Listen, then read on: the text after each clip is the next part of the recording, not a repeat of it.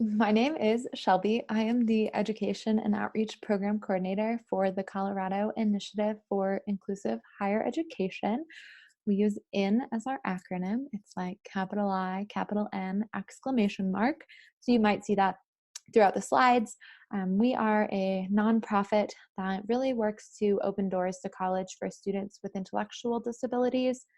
As we go, I'm going to talk a little bit about what that work has looked like, and then really this will focus on kind of paying for college and what resources are available specific to students with intellectual and developmental disabilities within Colorado. There will be some information that is relevant across the nation and then some that is more specific to our state. I also want to just thank you for being here today. I know this is kind of a crazy time with everyone's work schedules getting shifted around, kids at home, lots going on. So if for whatever reason you need to get off because something comes up in your life, no worries. I am recording the webinar, so you'll have access later. The same thing with the slides. If you just want to see them later, I'll be sending those out. Okay. If you have questions as we go, there is a chat box. I can see your messages in that chat box. So you're welcome to drop them in there. And then just for the audio, I have everyone on mute, so there's no bounce back of sound. All right, here we go.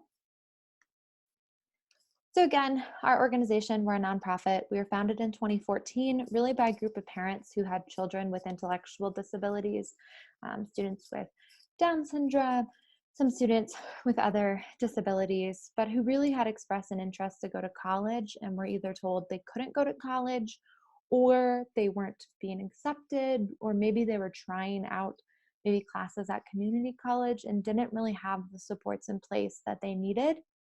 And so a group of parents got together, looked around at what was going on in other states, and then said, we know that nearly every other state in the nation has an option for students with intellectual disabilities, and we would like to see that as a possibility in Colorado. And so for what inclusive higher education looks like, I think sometimes that's a bit of a vague term. It's really saying that students have access to college. There are modified paths to enrollment. Students don't need to take the SAT or ACT. They do not need a traditional high school diploma. They can complete their district transition program until they're 21. Looking at the names on here, I think a lot of you are kind of familiar. So this is just kind of a brief overview. But with those academics, students can receive modifications in their classes. They take college classes for credit. They have access to all the same classes that any other college student has. The one difference is that students are often taking 2 or 3 classes per semester instead of maybe 5 or 6. For the social piece, students are engaged on campus just like any other student would be. They are involved in different activities, leadership, volunteering, really across campus. And then with the career piece, students are completing internships, doing job exploration, may have paid on and off campus employment.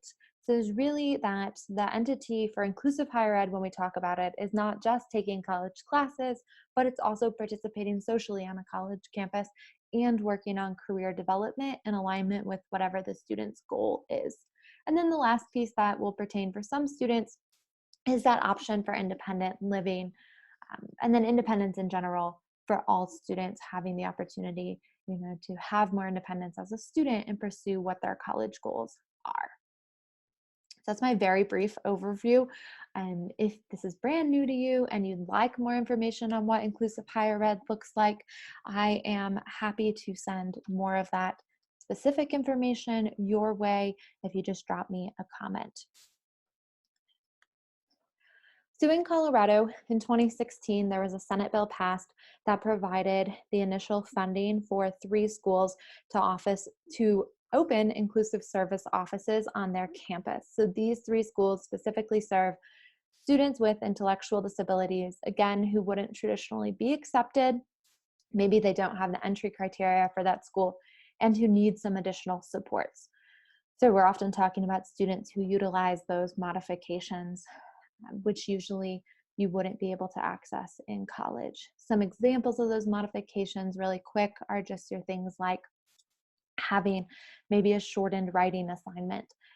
For some students, maybe instead of writing a paper, they are completing like a graphic organizer of their thoughts. For students who are completing a written final exam, maybe they're completing a multiple choice exam. Maybe the reading assignment is at a different grade level. So again, really talking about students who have not previously been on a college campus. Some of the disabilities we might talk about are Down syndrome, Fragile X, some students with traumatic brain injury, some students with autism who need more of those supports. You can find more information on each school's website about kind of what those services look like and who they're serving. So you've got your 3 schools, UNC, ACC, and University of Colorado at Colorado Springs. Again, this webinar will be available, so you'll have those links that you can look more into those schools.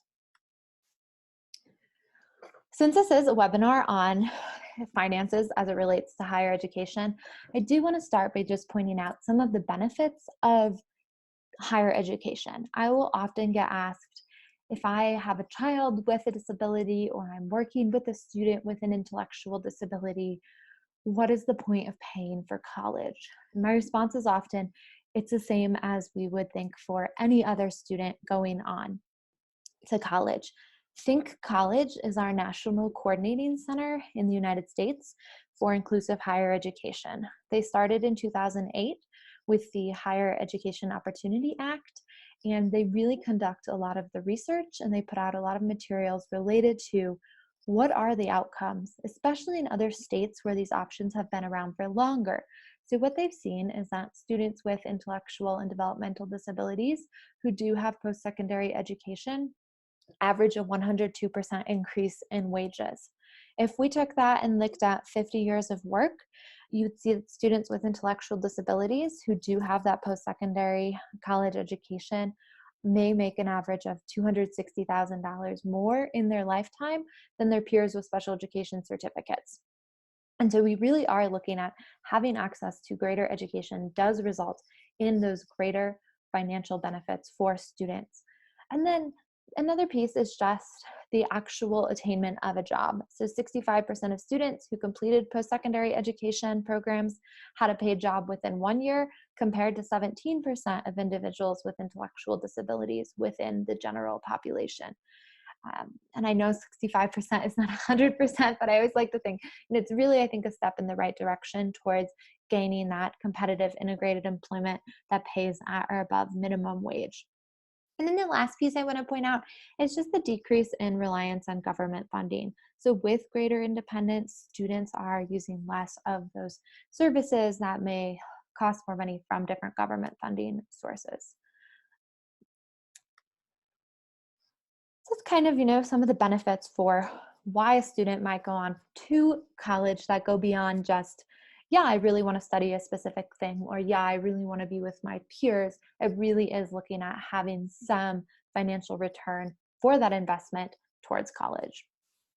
As we go through the webinar today, I have 4 kind of points that I want you to take away as we go. So one is that college does cost money for all students. I know that a lot of times we'll see that it is difficult for, how do I say this best? I think sometimes it's hard to conceptualize that there is a lot that is available when you're in K to 12 in terms of resources, but when you do get to college, it does still cost money, regardless of whether you have a disability or not. And so I'd like to be very upfront through the webinar that there is a cost for college that I'll talk about as we go. But I do, again, want to hone in on that point that college allows individuals to earn more money. And so there is some, cost benefit that we can talk about there. And there are many variables that are going to be specific to families when we talk about financial resources. So you'll hear people talk a lot about financial aid. That really does come down to some specific variables that I'll outline later in this webinar.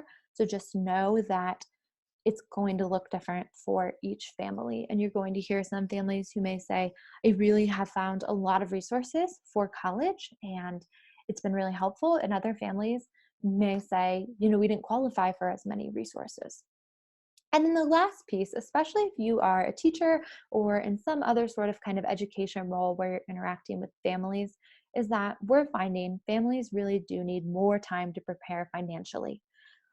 So if you have a family who has maybe, let's say, an elementary schooler with an intellectual disability, many times they may be thinking their child can't go to college, and that can really impact what they're doing financially. So maybe they don't have a college savings account.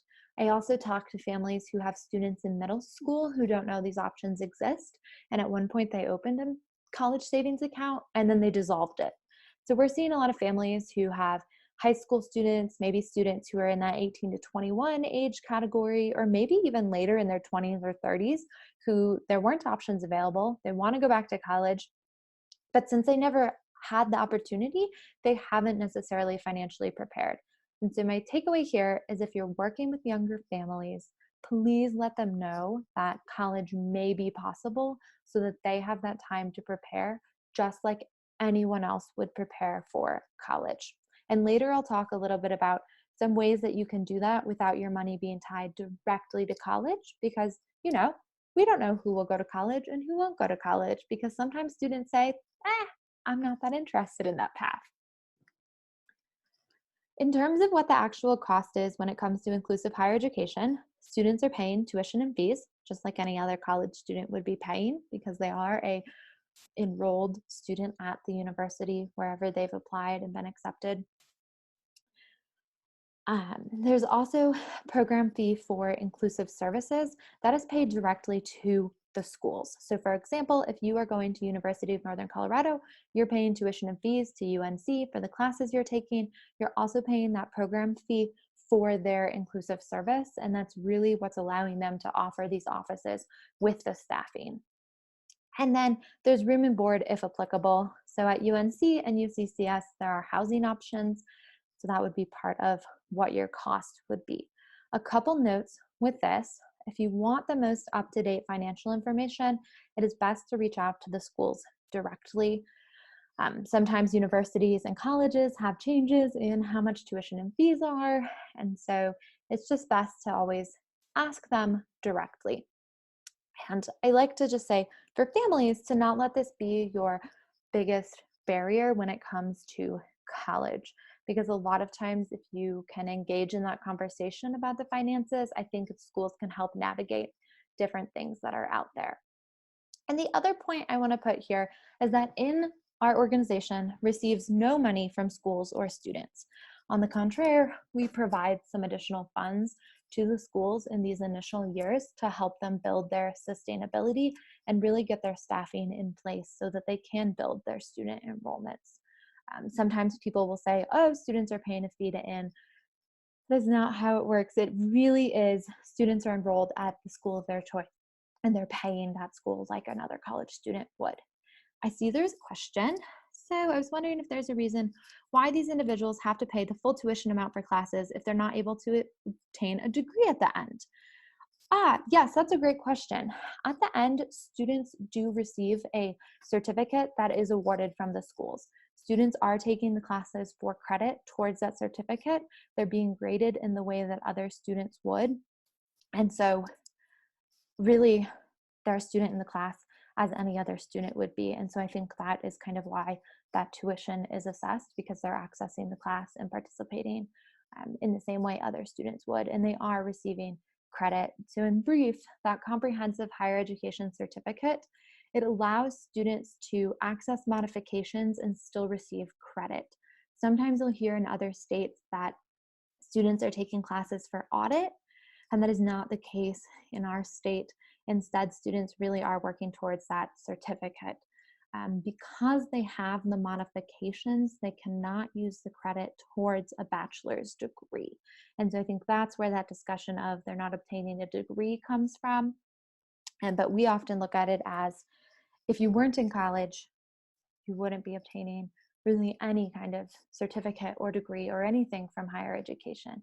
And so this pathway is really designed for students who would not otherwise be seeking a degree. If a student could work towards a bachelor's degree, we really advocate for that. And I know there's been a couple cases, and I think more nationally, where we've seen students might start on this pathway thinking, I really do need those modifications, and then realize, you know what, I don't need those modifications. And so then switching to a degree seeking pathway, which would still require that they enroll through the regular process. So for example, if you were at UNC and you said, I don't want to use modifications, I do want to work towards that bachelor's degree, then you would still have to enroll through the regular means at UNC. So that's a little tricky. If this isn't making sense or you have more questions about that process, let me know. But in summary, I think the thing with the full tuition is just that is how the universities kind of function. This slide is showing you what the estimated cost is. I really debated whether to include this or not because I think it can look really daunting and really scary. But as we go through the webinar, I'm hoping that you'll find there are these other funding sources available that can make this less daunting. But I also thought if I didn't put the numbers in, then that might not be as helpful because someone might be on here just, to know what the actual estimated costs are. So you'll see at ACC, it's just the tuition and then their program fee. There is no housing or meal plan because they are a commuter school. So most students live at home or maybe live, somewhere near campus, but they do not have that on-campus option. At UNC and UCCS, these quotes are based on the estimated housing. At UNC, that is for living in a suite-style dorm, and at UCCS, they have apartments that students might live in. And then the meal plans are kind of based on each respective school. For UNC, since students are in the dorms, most students, I think, have a full-time meal plan. So I just put the highest level meal plan. You could have a lower number for that meal option. And again, these are going to vary just based on the school year, what the tuition cost is, what the housing selected is, what the meal plan, number of courses, so on and so forth. Okay, so now we're going to get into more of what the actual resources are like. And again, if you're feeling like, wow, this is so overwhelming and out of reach, please bear with me as we just go through some additional opportunities that are out there. So comprehensive transition and post-secondary programs, or what's called a CTP, these are specific to students with intellectual disabilities and these inclusive higher education programs that are available across the country. They have to be approved by the U.S. Department of Ed. So a school would submit their application. So for example, Elevate at ACC, that is their inclusive service office, they go through their process and submit to Department of Ed saying, is this approved for CTP status? And on the next slide, I'll talk about why this relates to financial resources. What it allows is for students with intellectual disabilities who may not meet the typical criteria for federal financial aid, which requires you to have a certain GPA, have certain progress within your classes, take X amount of classes each semester. It says that if they're enrolled in a CTP, they can still access financial aid. The requirements for becoming a CTP are that you're supporting students with intellectual disabilities within academics, career, and independent living as it relates towards gainful employment. You're also offering academic advising with a structured curriculum that kind of ties into the certificate I talked about. And then it also requires that students with intellectual disabilities are participating at least half of the time with individuals without disabilities. And that is within the workplace as well as within their academics. So that's CTP in very brief. This is a big development in Colorado in the last year. Without CTP, students with intellectual disabilities are often not eligible in these sorts of programs for financial aid. Under CTP, students can access grants and work study, and I will have slides outlining what exactly that means coming up after this. The one caveat is that under CTP, students cannot access student loans. I always just put that out there for people to know. We're kind of the mindset we don't want students to walk away with student loans.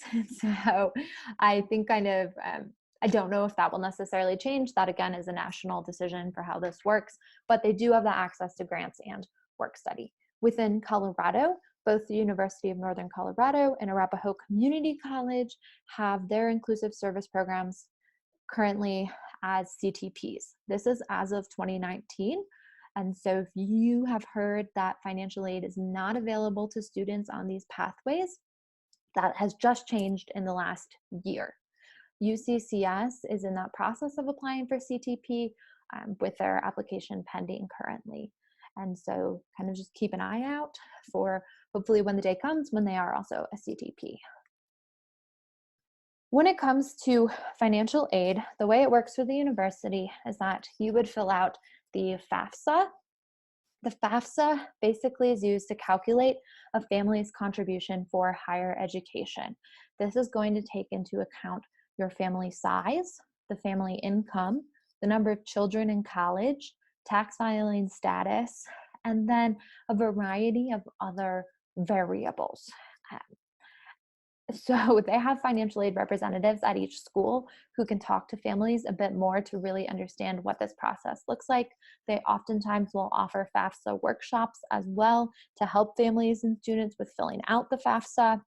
But it's really important, I think, that every family complete the FAFSA. It's not necessarily required by schools, but I think it's always worth it just to see, what might be available to you. So with the students who are 24 or older, they're considered an independent. And I think because these options were not around, this is coming into play more for students with intellectual disabilities because we're seeing older students go back to college. And so if you're a family where you're thinking, well, my student might not qualify for financial aid, if your student is older, they would be an independent. And so potentially they'd be more likely in that case to qualify. I'm hoping that piece makes a bit of sense, but just know that what you're thinking in terms of your family contribution and things, that is really going to be specific to your students that are under 24. And then once they're 24 or older, they are an independent. So then the FAFSA is kind of used by the schools to calculate kind of what might be available to your student. With grants, the Pell Grant is a grant that is available for students. It's going to be based on financial need, and it's variable that it's kind of variable, but up to $6,000 per year is the maximum amount a student could receive. The actual amount, again, is based on need, but that is one grant that's out there. Some schools may have the Federal Supplemental Educational Opportunity Grant. I know that's a big one, but just know it's a grant. The eligibility is determined by the individual schools.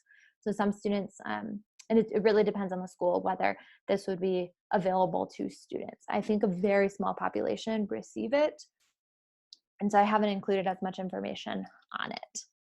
So here's your information with grants. Again, this is part of kind of the whole FAFSA and financial aid process with the university. Then we have Workstudy, which is also part of financial aid. When it comes to Workstudy, students work part-time on campus, and this would be like different jobs. So dining hall jobs, working like in the library, sometimes there's student assistant positions. Students on average are paid between $12 to $15 per hour. I have calculated out, let's say a student works 10 to 15 hours per week. I think they'll usually say you could work up to 20. I think that's a lot, so I did a lower estimate. So if you work 10 to 15 hours per week, you may make between $4,000 to $6,000 per year. And then that money can be used to pay for your education expenses.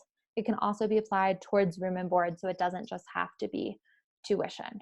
The biggest question I get when I talk about financial aid is for students that are receiving Social Security income, will your SSI be impacted by financial aid? The Think College, again, that National Coordinating Center, has a really great response to this. So I just copy and pasted their answer here. And the answer is no. Your federal student aid is counted as income or resources.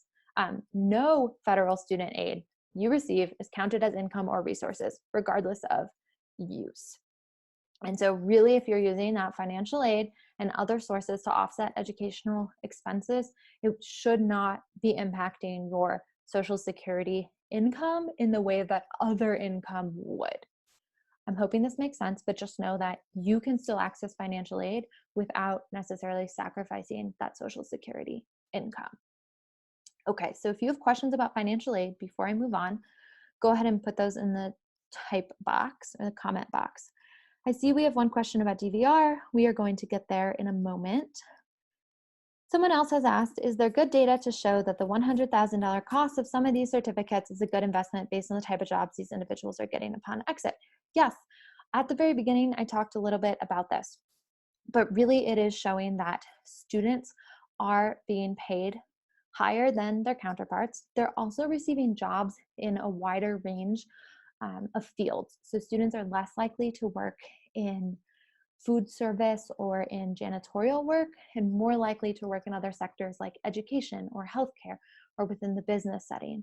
There's also data available showing that students are more likely to receive positions that allow for some movement upwards in their career, as opposed to jobs where there isn't a lot of upwards movement.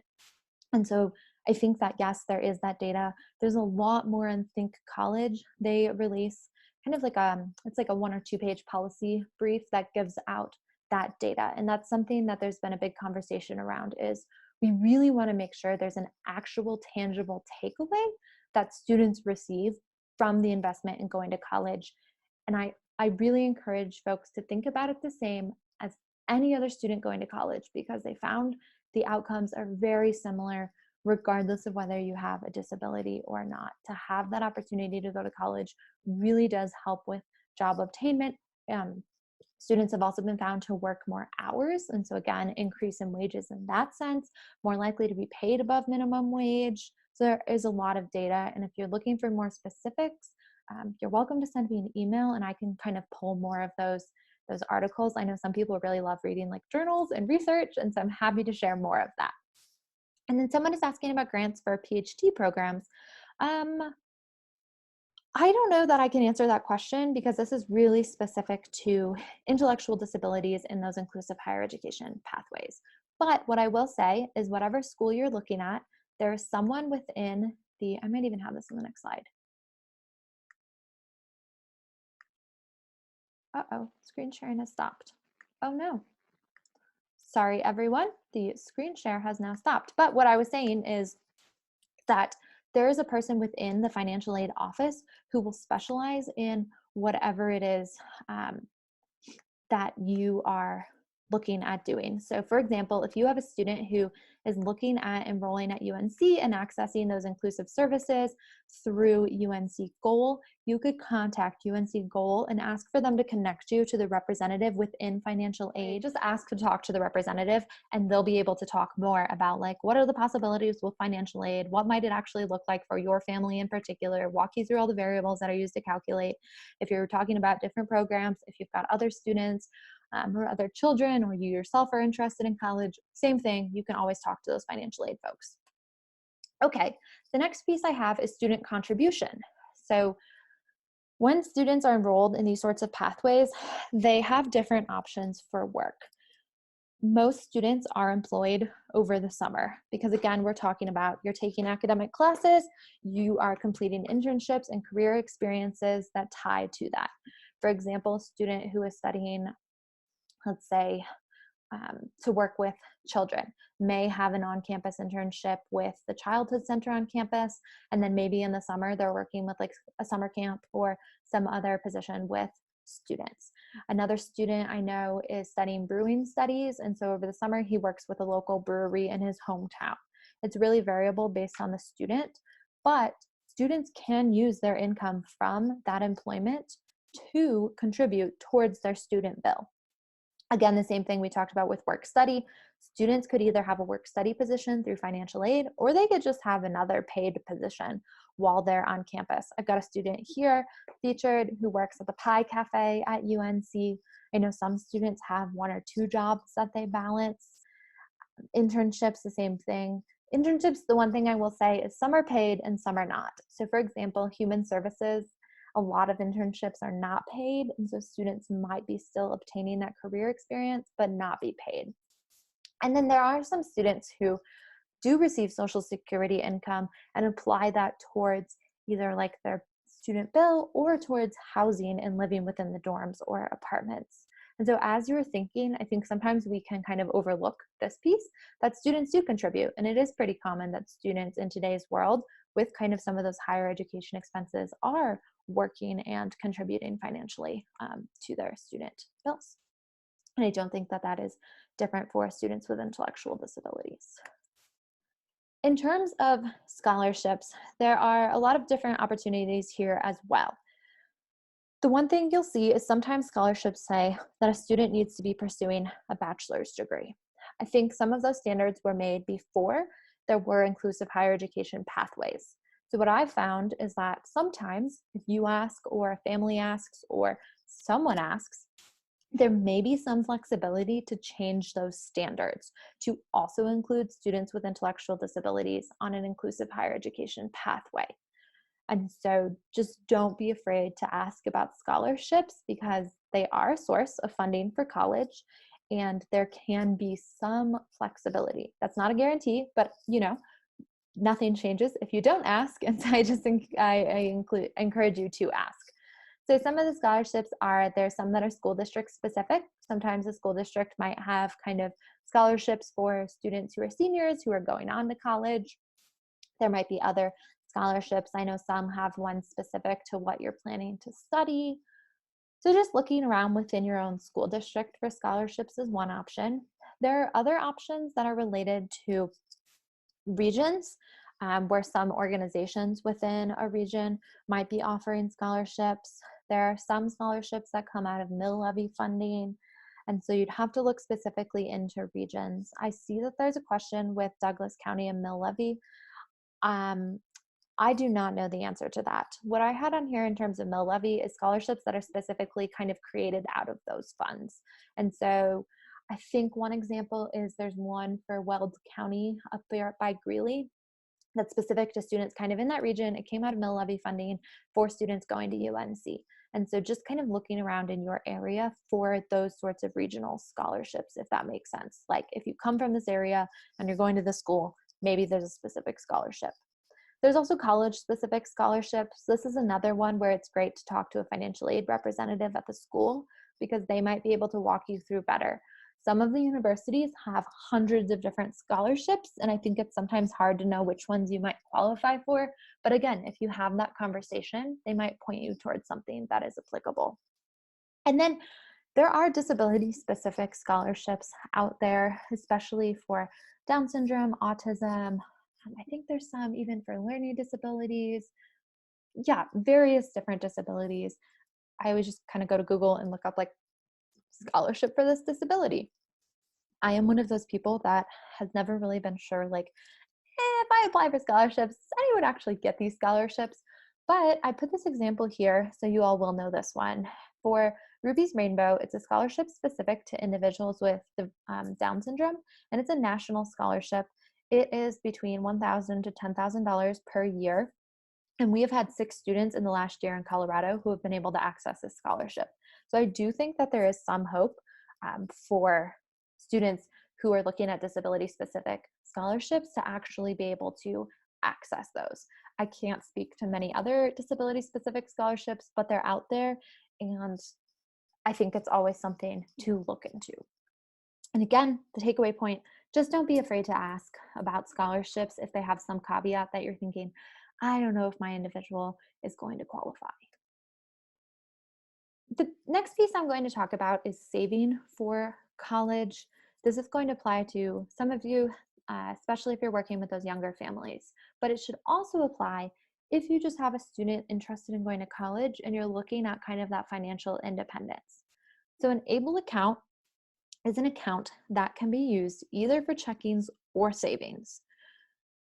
The thing that's cool with an ABLE account is it allows individuals to save while preserving their Social Security income.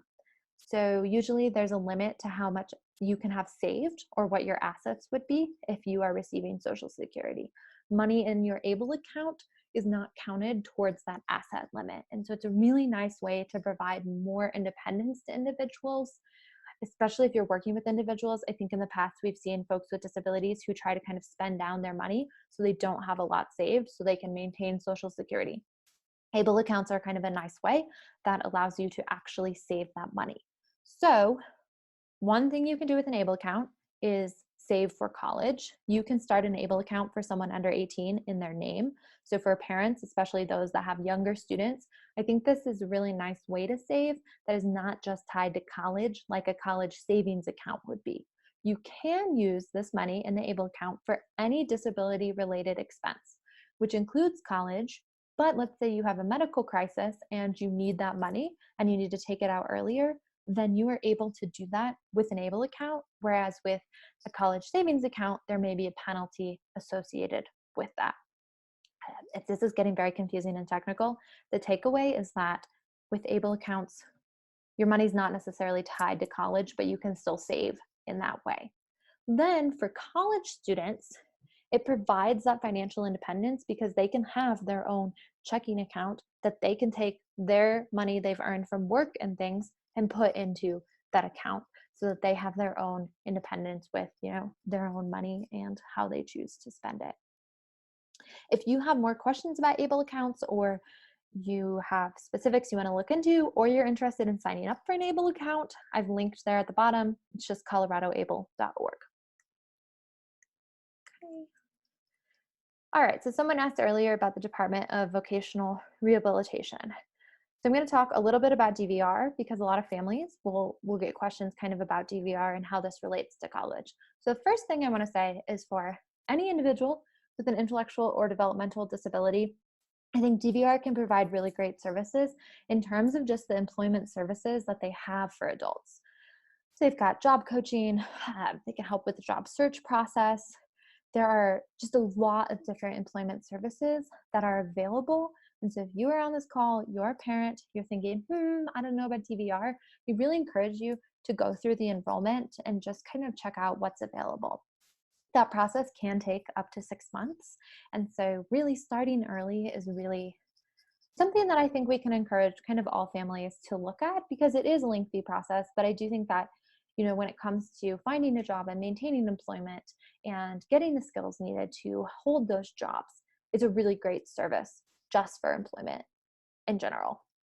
When it comes to college, I have a quote here that I'll just read directly. So students with intellectual disabilities may be able to access support from the Division of Vocational Rehabilitation to help defray some of the costs of the college education while working to achieve their employment goals.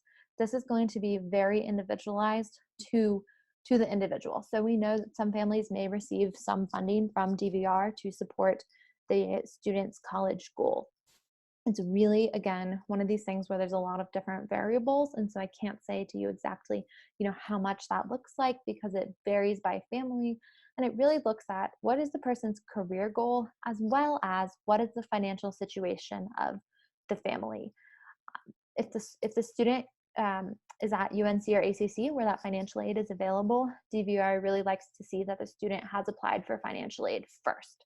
And so I think you'll often hear like payer of last resort, but just know that some families have had that conversation with DVR about funding for college, and it's going to look different based on each family. And then community center boards. So these are your things like Developmental Pathways or Rocky Mountain Human Services or Imagine, those folks that might be managing Medicaid waivers. They're often the ones that are managing and delivering lots of the services for individuals with developmental disabilities. Some of those could be things like supported living or behavioral health, case management, transit training, so on and so forth. A lot of great kind of things that relate to independent living and just life as an adult. So again, if you're not connected with the CCB, very similar to DVR, regardless of whether you're thinking college or not, it's a great resource to look into. As it relates to college, Medicaid waivers can be used for independent living supports. So for example, the SLS is a waiver, the supported living service waiver. Some students might use to have someone come into their apartment to help with cooking skills, or maybe meal prep or grocery shopping or cleaning routines, whatever kind of those independent living skills are that are specific to that person and what their needs might be. This is one where if you're working with families, I have found that families haven't always made that connection. Sometimes I think we might see that a family might think, okay, my student's going to college, consequently, they're no longer eligible for any services, which is not necessarily true. So like Social Security income, Department of Vocational Rehabilitation, and community center boards are all resources that students can access whether they're in college or not. Again, it comes down to be very individualized for the student, but just because you're going to college does not mean that you cannot utilize a Medicaid waiver. I know there's also been some concern around, will I lose my Medicaid waiver because I'm in college and I'm not using it? Again, there are ways that you can use it. So if you're just trying to maintain it and continue to use it, I think one family told me they had to use theirs every 30 days. That might be true for everyone, but just know there are ways that it can be used. And so just that kind of thinking of it's college or this doesn't necessarily have to be how it is. There are lots of ways to use these resources. And then other considerations, I already talked a little bit about that, asking to speak to a financial aid representative. But then if you're in doubt and you're just really not sure and you're feeling really overwhelmed with the financial piece, I really encourage you to reach out to the schools, because there are these resources available and they've worked with lots of other families in how to navigate these processes and may have some different things for you to consider. The last thing for considerations is asking questions, because a lot is still new. This is the 4th year that there have been these pathways in Colorado. Our first students are graduating in May, so we're really excited to see where that takes them. And related to the question earlier about data, it'll be really great, I think, because we'll start to be able to say within our state, we know what graduates are doing and we have more of that information on what the outcomes are within our specific state. Whereas now I usually pull that information from other states and from national data. But soon with our first graduates, we'll really see kind of what are some of those outcomes. And then again, because the financial aid piece just happened, because the certificate is newer, there are just so many variables that if you're feeling like, I just don't know for sure what the answer is, or I can't quite remember, or that doesn't sound right. Whatever it is, we're more than happy to answer questions, because again, so much is new. And we want to make sure that the information is out there and easily accessible for folks who are thinking about college to make an informed choice. Our organization, again, is a nonprofit. So we have a lot of partners that are our primary sources of funding. Really, we get the majority of our funding from grants and then individual donors and some different corporations. So I just have some of our sponsors here. We do provide all of our webinars for free.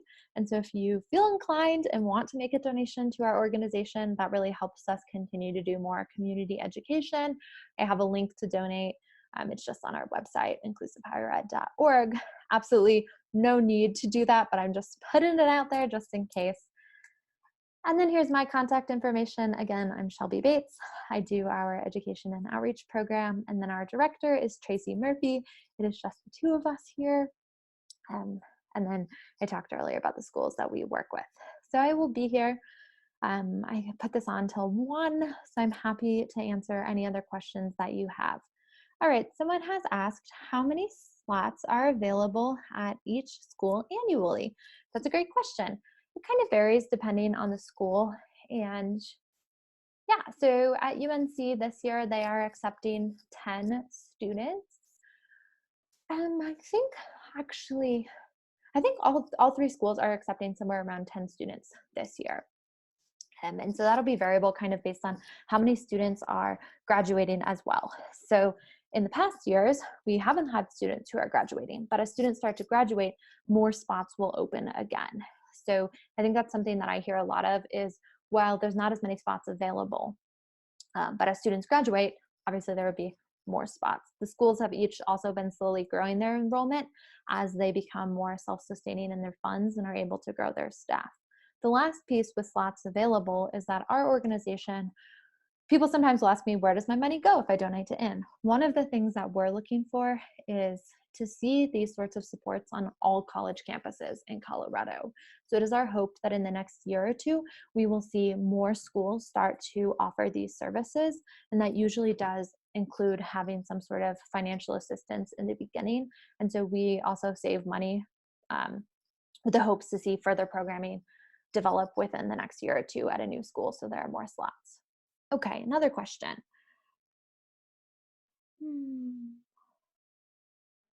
Are students receiving or encouraged to pursue benefits counseling services? Yes. Okay, so benefits counseling, I don't know as much for each specific family, but I know that definitely some families are doing that. There's also um, a specialized class that students take each semester, and within that class, they are working a lot on just kind of finances and budgeting and what resources are out there. I'm going to be totally honest and say benefits counseling services aren't my exact specialty, but I have talked to some families who are doing benefits counseling, and I think it's really a great thing to encourage because we do get so many questions about that Social Security and how does that play in and all of these other pieces. Okay, other question. And how all of this interacts with their Social Security administered benefits programs and local benefits, work study, income scholarships. Um, if you are asking kind of like what direction is given in this regard, so there is a career coordinator through each inclusive service office. And I think that they really work closely with students to talk about their general work income and kind of how that may or may not impact Social Security. And this is so tricky for me to answer because it's so particular for each student. We also have worked with a representative from Able Accounts to make sure that that information is getting out to families. There is an annual report that JFK Partners puts together, and I know that that's part of it is asking like how many students are using Able Accounts, and so I think we've started to see more families are accessing those Able Accounts, and we're really kind of pushing with the schools to make sure that information is out there. The same is like just getting connected with a CCB and DVR, even if the family's not using it during college. I think having Medicaid waivers is something that students can use for a long time after college. And so I think that's something the schools really work with too, to make sure that students are connecting to those resources and that families know those resources exist. If I did not answer your question sufficiently, please feel free to write more and I can look at that. Okay. During a previous presentation, students have to be their own guardian. Do they have to be their own guardian in order to have access to these programs? Okay, at the University of Northern Colorado, students are required to be their own guardian. That is a university decision. That decision was not specifically made by GOAL, which is their inclusive service office. So that is true. Yes, a student at UNC needs to be their own guardian. Again, that's a university decision. At UCCS and ACC, they do not need to be their own guardian. And I just looked into this the other day, and if a student is not their own guardian, they still can access financial aid. So that should not impact the financial pieces. But thank you for asking that question. So at ACC and UCCS, a student does not need to be their own guardian, but at UNC, they do.